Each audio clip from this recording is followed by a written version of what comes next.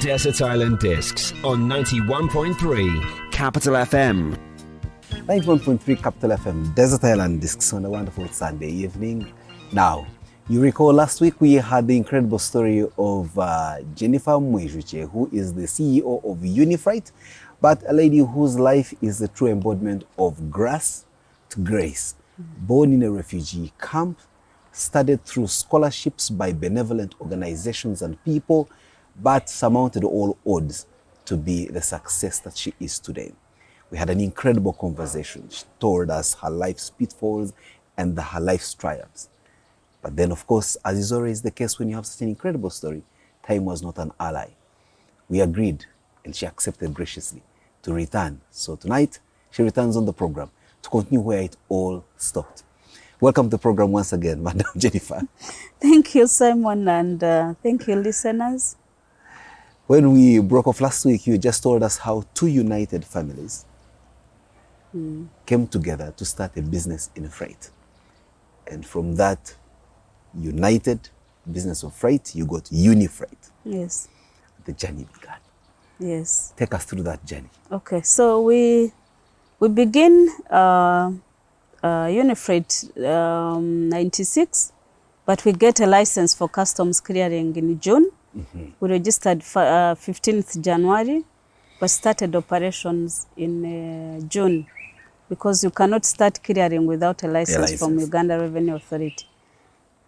So immediately we got a license. Remember, we had already one customer who was waiting for us, and then we got another one, Mwijukye. Mwijukye was also Mwijukye, Uganda. They used to import agricultural equipment, and it is owned by the current gentleman who is doing piggery in Mukono, John Magine.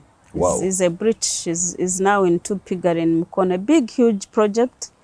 I think I saw it recently, was on NTV. So he was also my second client. Wow. And so we begin with two clients. Simon, it's exciting. Even having 300,000 in your account is exciting. But and knowing that's your money. Yes, not that is your money. Knowing that you are going to be challenged, but make it. I am determined, because one thing is, when I left BAT, I was determined to make it in life. I didn't want to regret the decision I made. Yes. So every other time there was a drive saying, you will make it, you can't fail. And so we start with those two clients. They are busy, and so they are sustaining us, and we are only doing air freight shipments. Every week we have like 4 shipments for Fontana, 2 or 3 shipments for Mwijukye, and we are okay. We are operating in Epi's shop. Epi, my friend, in Bugorobi. We have not gotten offices yet. We are using a typewriter, the other ones which would make noise. You make a mistake, you put whitewash. Yes. We have eventually, I think towards the end of 97, we have a pickup, a small pickup, which I drive myself, go to Entebbe, pick these people's cargo, go and deliver. So I'm managing director, a clerk, I am a delivery girl as well. And life is challenging but interesting. There's one excitement that you are doing it for yourself, and you are going to make it. So eventually in 97, early 97 actually, we move and get an office on Kitugum House. Wow. That was our first office. It's exciting. Every stage, every development is very exciting. Having office where you are happy to tell people, find me at this location, is itself exciting. Were you still doing the other things you were doing at the other cargo place of calling to tell people that you have overpaid taxes? Of course. Wow. Actually, I'm moving with that trust. And so 97, we get Airtel started when? 95. 94. Yes, we got Celtel. Yes, we get Celtel shipments. That was a record. Wow. We get excited. After Celtel, Coca-Cola comes. What? Yes. 98, towards 98 end, I get my BAT on board. I signed the first contract with BAT.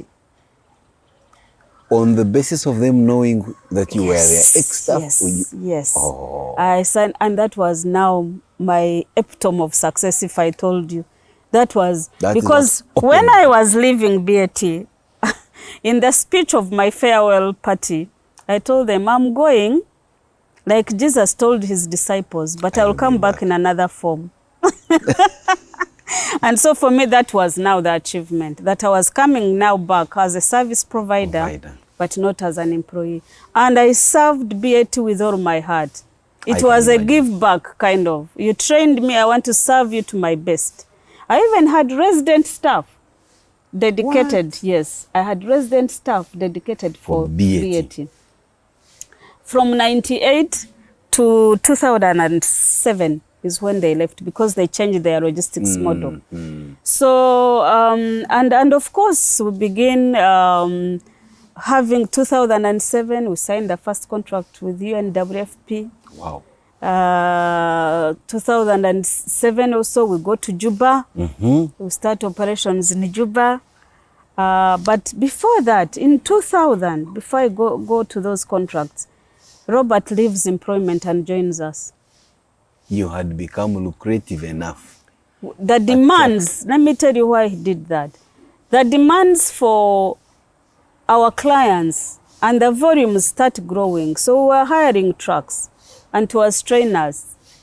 So that people like Coca-Cola are the ones who started asking us to go by road, to pick goods by road. Because that time we were purely almost wanted to specialize in air freight. But now the needs of the customer begin. No customers want to deal with different service providers. So they would rather have one service provider. Provide air. So now we proposed to Robert, look, we need to have trucks, and perhaps we can invest together. So he comes and now goes into trucking. We establish or register another company called Unifreight Trucking Services. We separate the entities. Wow, that's beautiful. And so he starts running the trucks. We buy first 3 trucks. Again, we're excited. The first trucks are doing it for us. They're advertising Unifreight. They are branded. So everybody begins to know Unifreight, which was in a small background. Exactly. It begins coming to light. And then in 2002, unfortunately, this other couple, we separate. They want to go and do other things. In your book, you say they were going to go into milk. Yes. Distributing milk. Distributing milk. They go, but then the distribution milk, I think the deal also doesn't work. They bounce back into logistics. We are now competitors. Wow.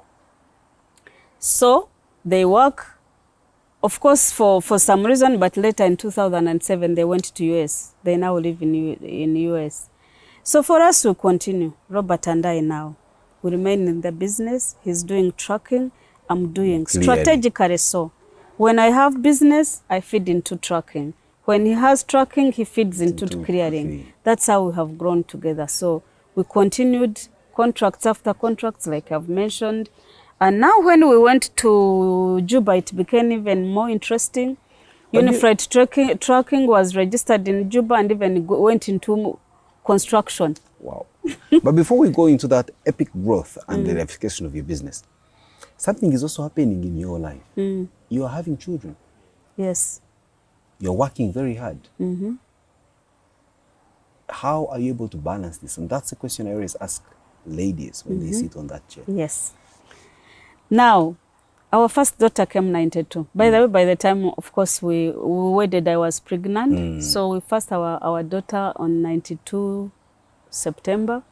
So I always tell people that I had 3 babies. 95, I have another baby, our second son. So 96, I have another baby, which is business. Hey, so you were... That's why I call the business itself as a baby, because it has to be nurtured the same as you are almost nurturing your children. It's a new baby born. It needs a lot of your time. So there I am. Now, what helped me is that, you know, for us with the extended families, you have people living with you in the home.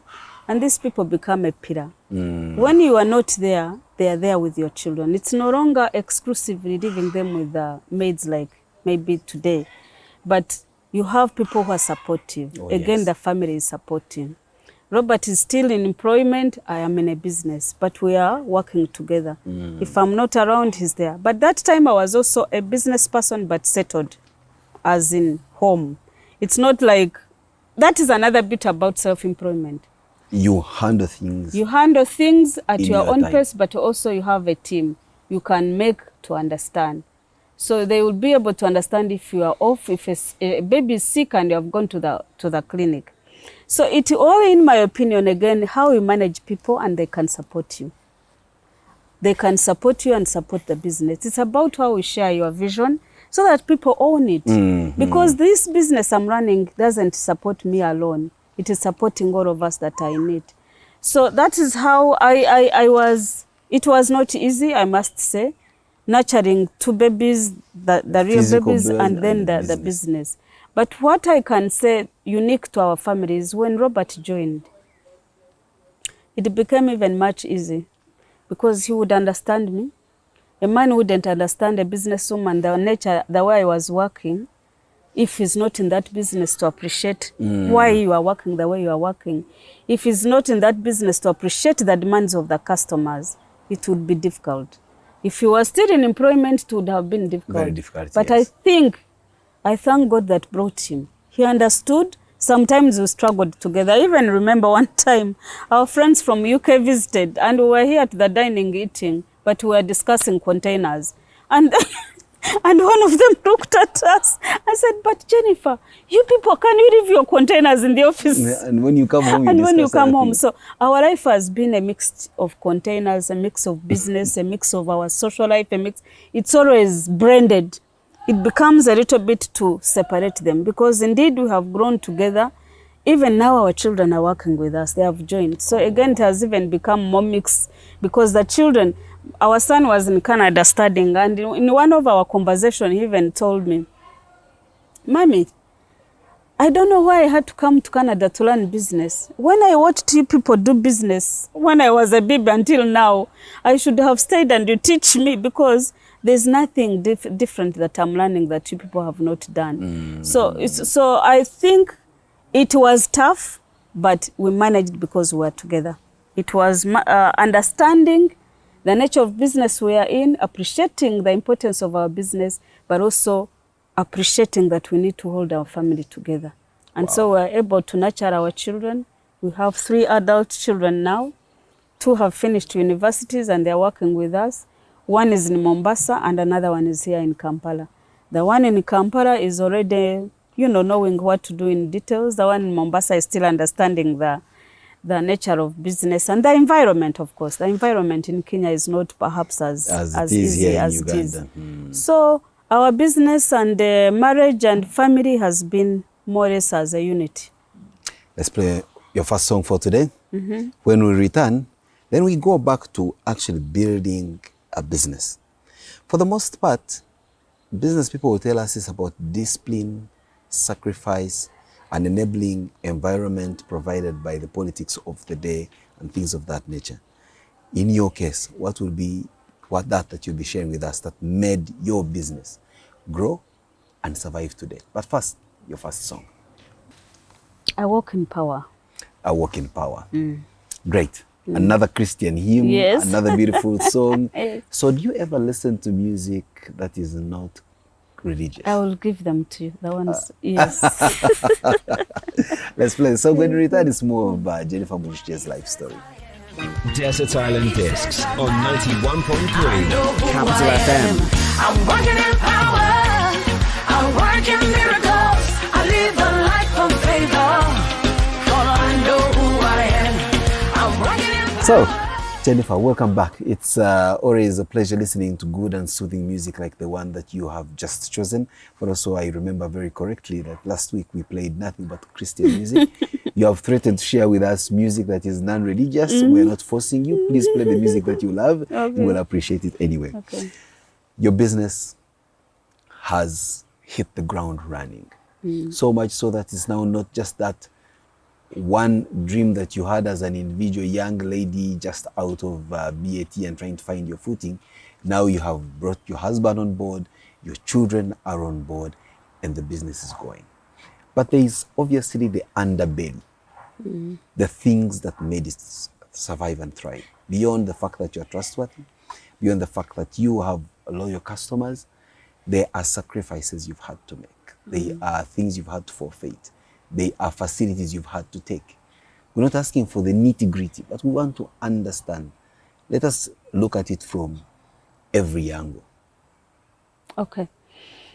I think there are three things that I will talk about that have made me or has helped me to have a successful business. Three things are my character, which builds relationship. So I will dwell on relationship building. Where your character is which one?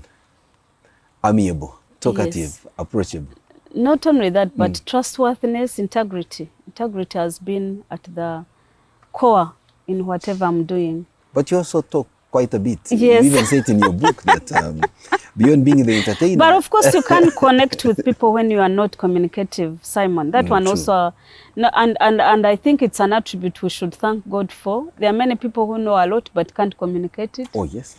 And so they struggle, they don't know how to communicate, and I see it a lot. So I thank God for that gift of speaking, because indeed it connects. If you can't explain yourself or what you have or who you are, it becomes difficult for people to believe in you. So it is the character which builds relationship, it's the professionalism, and it is the partnership. Character, Yes. professionalism, Yes. partnership. Yes. So I am, like I said, values that I got right from childhood, but also my faith.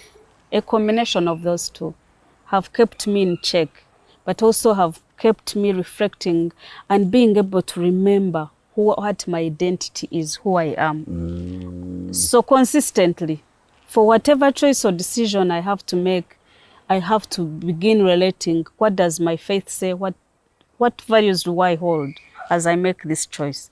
And even then, when I'm negotiating or dealing with business people, that's what, again, keeps me consistently in check.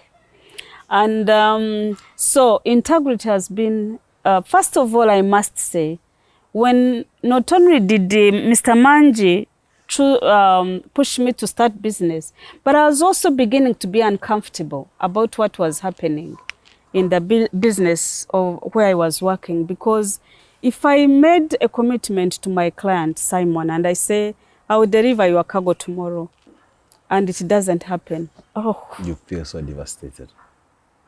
I used to cry, I must be honest, to cry for someone's business because I made commitment, I did not fulfill. So I'm like, in the morning, what am I going to tell this client? I would feel so frustrated because I made a commitment that I failed to fulfill.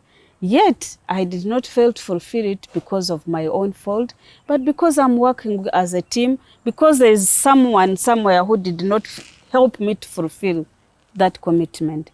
And so that itself portrays who I am. If I have said this, that's what I want to say. The character of integrity, saying what I mean, but also doing what I said. So that meant that whatever commitments or whatever pledges I made to my clients, I want to fulfill them.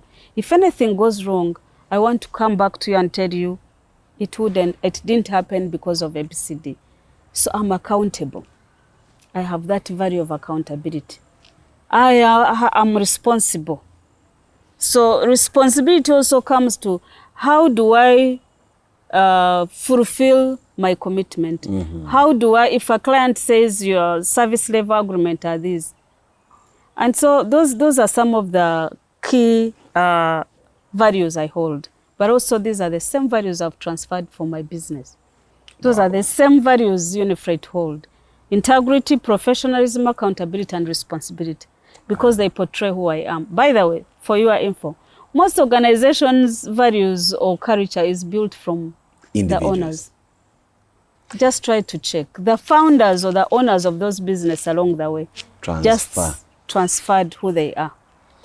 We'll be later on talking about management 311 as is the case, because now beyond just business, you are now into management because you have big teams, you have got people, Yes. you have a culture to inculcate, Yes. and you need to stay afloat. But there is an aspect that I would love to pick your mind on. You work with your husband, you employ your children. Sometimes employees may require a little bit of a whip to get them moving. Sometimes there are cases where as management, you've got to make some administrative sanctions to get people back on rail. And we are not saying your children are angels. They make mistakes.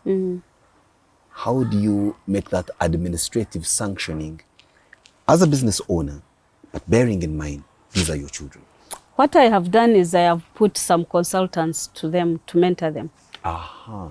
So I have a consultant, an HR to that expert, who first of all monitors, quarterly checks what they are doing, Their performance. and gives me feedback. And I call them and I definitely talk to them. Because I know definitely there is a challenge that would happen looking at your child in terms of the performance on day-to-day basis. And the boy is doing very well, I must say. Wow. Because for him, indeed, the consultant is here. We've been having a meeting last week, and we are going to advance to the girl in Mombasa so that she can also be easily monitored in that manner. The boy is doing well. He's incredible. He has impressed me, actually. I did not expect him to be pleasantly doing surprised. that. Yes, pleasant surprise.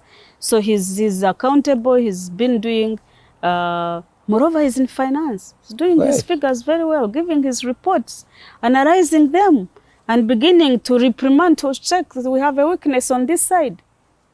We have a weakness on this side. I need money. Business development should, those kind of things. And that is, for me, I think, something I've been praying for. I wished I could be able to transfer. Now, performance is happening. Now, my role is to mentor, to coach. On monthly basis, I call him and we have a conversation. I pick on his minds. One time we were talking and I asked him, Humphrey, what do you think? He's dreaming bigger than I thought. He says, if you can grow this business to a stage of IPO, being on IPO, that kind of thinking, I had never thought about that as an idea. So we are at that level of having a conversation, of picking their minds and being able to take them to see. I keep on challenging them and telling them, look, you have a good foundation. They have a head start. They Yes, were not born in a you refugee can camp. be wherever you want. Your background is not like mine. I keep them reminding them. He read the first time he did, because for him, when he grew up, he knew we were talking about Nyabushos. He didn't know I have ever lived in a refugee camp. He read it. I was like, Mommy, I said yes. When we are telling you the stories, how we went to school on foot or without shoes, they are like, How? but anyway, they have a foundation to take off. And I keep on also challenging them to tell them, look, you guys, your environment is ripe. It's full of so many opportunities. You have so much information at your disposal. If you use it, you'll be so far away. So the rest is to God. I do my part of mentoring, of coaching, of advising, of guiding. The rest, I believe, Is left to God. is left to God. He will fix it. I believe, I have faith. I love Whatever that. is weak at this point will be fixed. You have preempted me for my next question. And many people say that the businesses started in this part of the world don't usually get transferred from one generation to another. Largely because owners of businesses possibly don't get their children involved in their businesses and nurturing them through and allowing their children to dream and take the business to the next stage that fits within the environment and circumstances which they are. You are doing exactly that. So when you close your eyes and look at your business today, look at how much you've put in, and also look at yourself, the hard work you've put in to be where you are. Does the word retirement ring a bell close by? Very much so. I've been preparing my and both of us, even Robert, we tell them, look, if we clock 60, which is not far away from now, we should be sitting comfortably in our home, maybe just receiving reports or seeking advice from us when you are to the forefront in the driving seat.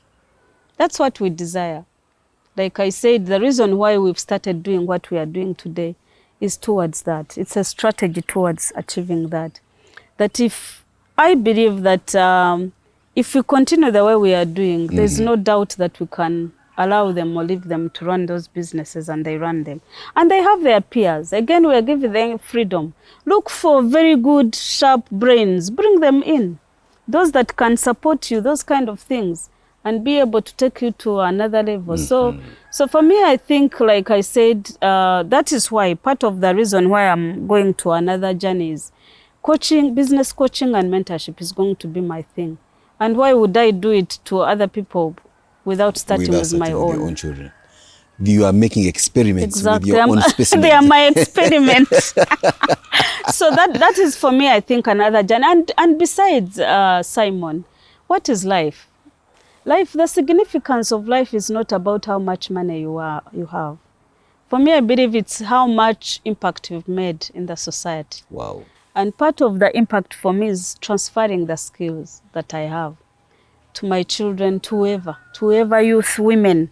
Those are my people that I would wish to make, because I believe that whatever we are trying to pursue in as far as Africa development is concerned, I think entrepreneurs are the key role players in development. It's not the government. Government just provides conducive environment, but the rest of things to happen are going to be with entrepreneurs.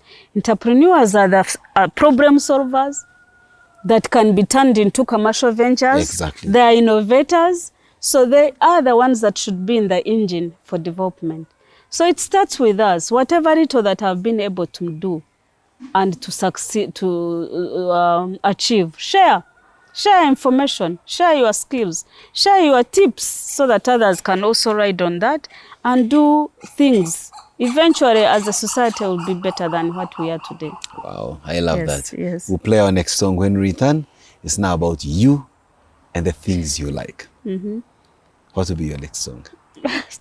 There is an answer by PJ Powers. Oh, that's a beautiful song that used to play very succinctly in the 90s. Yes. What does it remind you of? Our college time. It used to be my favorite music. Wow, so it brings back the memories of you and Robert in younger days. Yes. Let's enjoy that one on a Sunday evenings. Brings back quite some good memories and takes us down memory lane. Yes. We'll be right back. Yes. Desert Island Discs on 91.3 Capital FM. There is an answer, and we'll find a way. Help us to put the past behind. Jennifer Mwijukye on the program. 2 weeks are running, but sharing with us a story that we are incapable of saying, hold on. We're just listening through, being captivated, and of course being taught the true lesson of living. But let's get down to understanding you. You said your maiden name is? Kabanyana. You, Jennifer Kabanyana Mwijukye, as a person. Things you like. You're always smiling for the most part, but what gives you a hearty laugh? I think, like I said, first of all, I'm a people's person. I love people. I want to be among people. Actually, that's my energizer. Wow. Even at the low time, if you call me and said, come, let's have a conversation, a cup of tea or something, that will be me. Wow. I love people being in that space where I'm talking to people. I love giving. I'm compassionate. I want to share whatever I have. Wow. For the good of people. I really have a heart for the disadvantaged. And sometimes when I try to reflect, I'm like, is it because I was also helped or I grew up in the refugee camp? But there's that compassion about me. But also I think it's my mother's thing. The one of I saw her, yes. by. There's some kindness, generosity. Describe me, that is me. So I think that is me. It blesses my heart if I have something I've given to someone and it helps. I have met people in my life who even call me after a long time. They remind me things I did I can't remember. Or what I did for them, I have forgotten. Because that's you. That You is with the me. right I didn't hand, struggle. I didn't even think about it, but that the is left hand me. doesn't know. But let's also not forget that people, we can be a bit complicated and difficult. Have you met such? And when you do, does that give you some bit of resentment? Yes, I think I'm emotional when it comes to disappointment. I express my emotions immediately, whether in disappointment or in excitement. Either way, I'll be able to express myself. And of course, difficult people are there. They have been there in my life. Sometimes it really puts me low, but then I easily go back, reflect, and I ask myself, what contribution did I make to this to happen that has given me this negative feeling?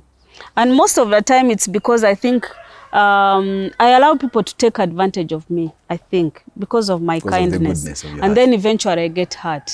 So those are things that I'm coming to realize that I give myself too much, and in the process, people are selfish. They want also to take advantage of that as much as you can give.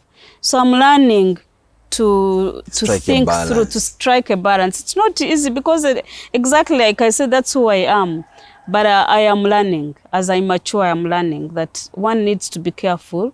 Or perhaps actually my children have been challenging, Mommy, for once, can't you be selfish also? And I'm like, I'm not sure that I'm going to manage because You're not that's going to who learn a I new skill am. I'm not later. going to learn a new skill at this age. So I'm beginning. It's good. It's a joy to hear my children speak back. For a weakness, they have realized that you are giving yourself too much. In the end, you get hurt. So I'm learning to make those adjustments. I want, like I said, I hate to make commitments I cannot fulfill. And so sometimes the commitments, but also remember as extroverts, sometimes you respond before you have thought You through. have thought through, yes. For demands or requests people make, you would say, yeah, it's okay. But then later when you think through, you're like, oh no. But then you've let it You've out. committed. And now for me, that's why I struggle. If I've committed, Simon, whether it was in the era or what, withdrawing Deliver. from it becomes a challenge. Wow. Yes. We're glad you committed to be on the program. You have done it 2 weeks in a row, and we're happy that we're here. But beautiful setting, working so hard. Do you ever Yes. relax? Once in a while. Only Christmas time. I must be honest. Sometimes even coming down to these gardens is not a luxury. is not my thing. Because when I come back, sometimes I'm like, I have to answer this, I have to write this, I'm ever writing for some reason, proposals or what. So, but reading, I read a lot. Wow. I love reading books. I love reading other people's stories or books that can help me, develop me. I love looking for knowledge. If it is a document that I have seen has information I need for business improvement, I won't rest before I have read it. So I love reading. Perhaps that could be my relaxing time. I have so many books. I have a library in my business office here. I have an office at home. I have a library upstairs. So wherever I am, my bedroom has books, prayer room has books, downstairs has books. So every other time perhaps I am relaxing, I'm reading a book. Wow. Or listening to Christian music. Christian music. Yes. So only on Christmas do you actually say you take a holiday? and Yes, relax? yes. That means what? That you just put your legs up and just be Yes, quiet? yes, or that one. I won't even answer calls. I won't even do anything from 23rd up to 27th. Actually, most of the time, like beginning of the year is when I switch back into the mood of working. So that one I do. Christmas time. Interesting way to relax. Many of us relax by having a good dish to eat. What's your favorite meal? My favorite meal is very funny. I love maize, the fresh ones, the ones you boil You from prefer the it gardens. boiled or roasted? No, boiled. Wow. Then I love cassava and peas. peas that are dry and cassava that is dry, but we eat it slowly, and I love cassava so much. My goodness, that's very interesting. Yes, combination. it's so awkward, but that is my favorite meal. No meat, anything? No, I'm not a meat person. I'm not a meat. I eat meat, but it's not It's really not- something that is exciting. No, for me that is that. Oh, that is where our parts. Yes. And how do you wash down that cassava and peas? What's your favorite drink? Hot tea, hot green tea Uh-huh. with some lemon and honey. I will wash it down. But I take it so slowly so it won't choke me for anything. So those are my favorite food. No alcohol in the No, picture? no, I don't drink alcohol. And yet you work for BAT, you don't even smoke. Nothing. But at least you offered them the service for a long time. That's how conservative I am with Wow. my discipline on things. You told us that when you clock 60, which is not very far away from now, you certainly want to retire, leave the business to grow organically and take on to the next generation. But let's put it to you this way, and every person that sits on that chair on the program answers this question. We have a beautiful country, blessed by almost everything around us. If you were to choose a place to go retire, or go and first relax for some days, or get marooned for that matter, where would that be, and why did you choose that place? I have always wished to have land in Fort Potro, not because I know that that's where you come from, but I love Fort Potro, beautiful hills. Wherever I'm driving to Fort Potro, I'll be there for Christmas. Oh. But whenever I drive there, seeing those beautiful hills, And the I wish I preterits. had a home there somewhere where I would be sitting, relaxing. So Fort Potro would have been my best place, but I haven't had a chance to be there. But anyway, the next would be even Mubende side. It also has hills. And that is where I will relax. I will be in Mubende close to Fort Potro. Wow, that's very interesting. Yes. Wow, beautiful. Yes. Now that you've shared with us what your,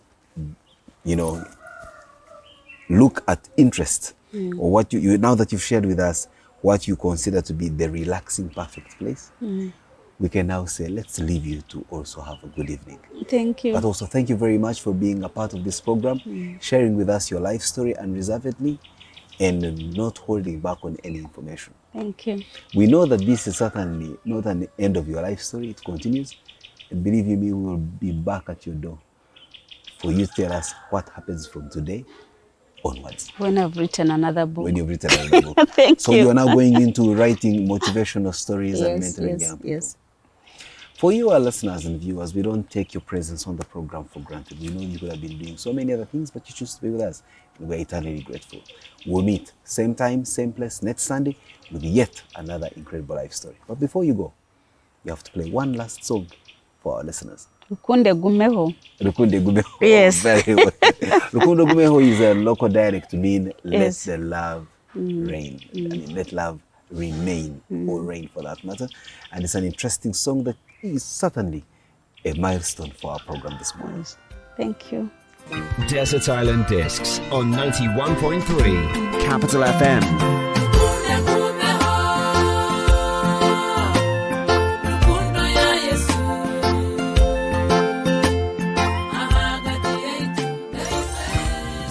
Desert Island Discs on 91.3 Capital FM.